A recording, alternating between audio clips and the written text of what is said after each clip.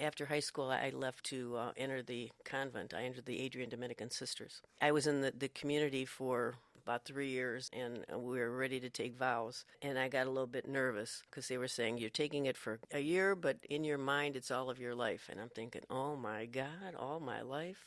I wasn't ready So for anything like that was right that. out of high school? Yep, so I left after 3 years and went back home. I was then in Cleveland. I put myself through college at that point. It's really kind of interesting because I was away then from the community for like 23 years. And this year, with the women that I originally entered with, we're going to be celebrating our Golden Jubilee. Wow. So I'm the only sister in the community that's going to be celebrating my Golden Jubilee at the same time I'm celebrating my Silver Jubilee. So you went in, stayed for 3, left and went to school, and then not knowing a lot about being a sister, you're welcomed back? They actually didn't want me to leave. I just knew I was just too immature at the time. So what I told them is, give me a break. Let me just go. I'm not ready for this all of my life stuff. Just give me a chance to grow up. And then they said, okay, finish college and then you can come back. I finished college and I just kind of started dating. So it took me 23 years to grow up. Tell me about those 23 years. I was a director of a program in Ohio. I was really fortunate. I worked with mentally retarded right out of college. You know, you're talking about a lot of years ago. When I originally started, people kind of like hid their mentally retarded kids in their attics and whatever else. It wasn't a popular thing to have a kid with a problem. Children were in schools that were excluded from the public school system. And it was unusual for anybody to do it that had a degree. And I had a bachelor's of arts in psychology. So I really moved up through the ranks really very fast. So I was a teacher for a few years. I went and got a master's degree. And I was a supervisor for a few years. Then I became director of a significantly large program for mentally retarded, and I was with that program then for like 21 years until I returned to the Adrian Dominicans. During that time, I know that you had fostered some children, Yeah. So was that during that time is when you had your foster children? Right. I had the foster kids when I was away from the community. I had my own home, a nice little place, and I knew I had room, and I was dating a guy that was fostering. He was encouraging me to do foster care. He says, you know, Nancy, we could do stuff as a family. You'd have a kid, I'd have a kid.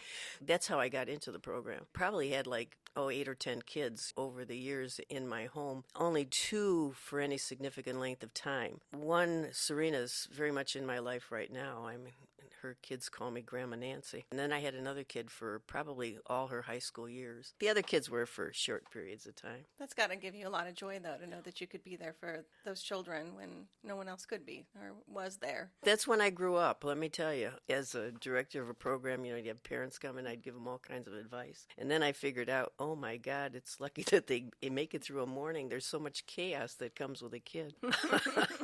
When I got kids in my life, I really wanted the best for the kids. I started going back to church regularly and got involved in a lot of organizations. People would always ask me, have you ever thought about being a nun? And I go, oh my God. Do I have a story for you? Why are you saying that? And then the group of women that I entered with in 66, we used to get together.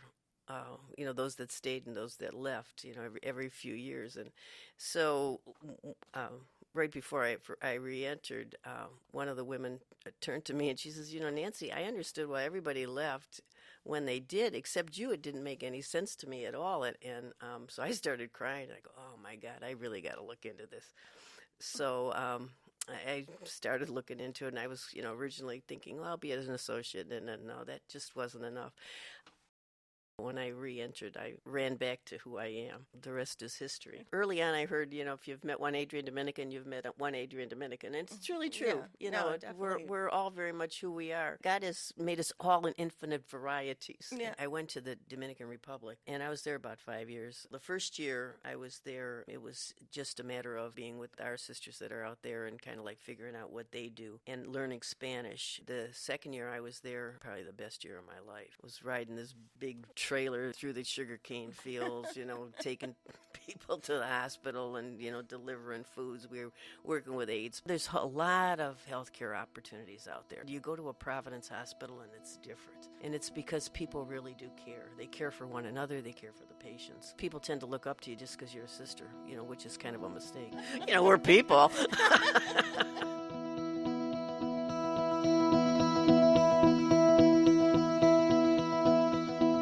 you.